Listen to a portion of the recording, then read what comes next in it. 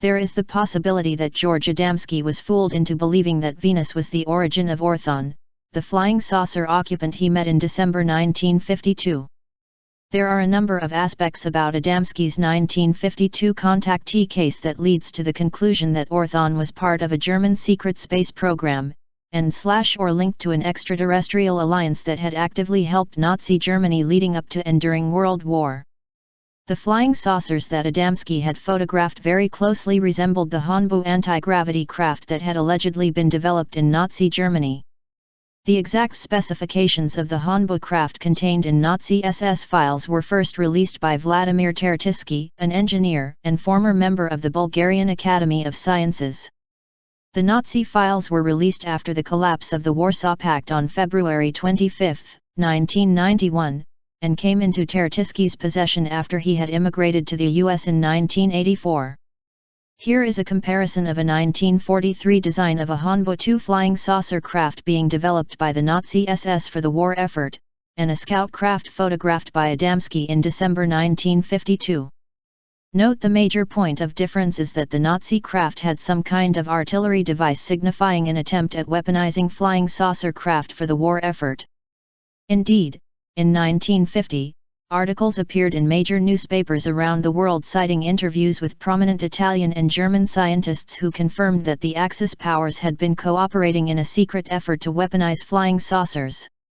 The configuration of the 1943 Haunebu craft is so similar to those Adamski photographed in 1952 as to suggest that if not the same type of vehicle, then whoever developed the latter was at a similar technological level of development as the Germans in the mid-1940s. Yet, if Orthon was from Venus, and part of an advanced interplanetary association as discussed by Zerger in his book, We Are Here, Visitors Without a Passport, 2017, then how could the first generation of Nazi flying saucers have been almost identical to craft used in a far more technologically evolved interplanetary society? One explanation is that extraterrestrials had provided craft to Nazi Germany so that they could be reverse-engineered.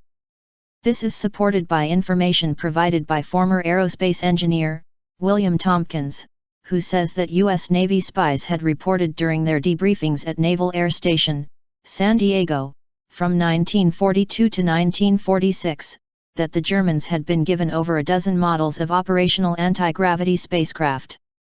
The Nazis were furiously attempting to reverse-engineer these for the war effort, but were ultimately unsuccessful as far as their European-based programs were concerned. Tompkins' information helps us understand that the 1943 Haunebu 2 diagram was an attempt by the Nazis to weaponize an anti-gravity flying saucer, which had been given to Hitler's Third Reich by extraterrestrial allies as a result of a secret agreement. Therefore, Orthon may have only pretended to be from Venus, in order to hide the existence of a German space program that had survived World War II. Orthon only communicated with Adamski non-verbally using sign language during the 1952 Desert Center encounter. Adamski explained in a lecture that Orthon spoke mostly in a strange dialect wholly unintelligible to Adamski. We Are Here, Kindle location 9030F5403. Was the strange dialect High German which, as mentioned in Part 1 of this series, Reinhold Schmidt identified as being used by the spacecraft occupants during his 1957 contact experience. Schmidt had a German background and was also taught High German at school, but Adamski may have not been able to identify German dialects since his background was Polish-American. Alternatively, Adamski may have known that Orthon spoke German, but was not allowed to publicly reveal this for national security reasons. It has long been rumored that after each of his extraterrestrial contact experiences, Adamski was secretly flown from California to the Pentagon by the U.S. Air Force where he was debriefed about his contacts. In May 2009, a rare video was released containing interviews with various witnesses who knew about Adamski and his secret debriefings at the Pentagon. The witnesses confirmed that Adamski possessed a military ordnance ID card which allowed him access into the Pentagon. The military ID was witnessed by several people, who had worked in various Department of Defense positions. Among the witnesses was William Sherwood, who had previously worked for the U.S.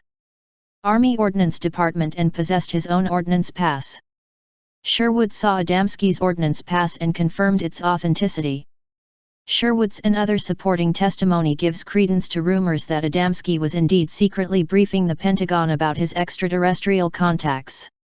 In 1952, the Pentagon was well aware that a German space program had survived World War II and had begun operating over U.S. territory.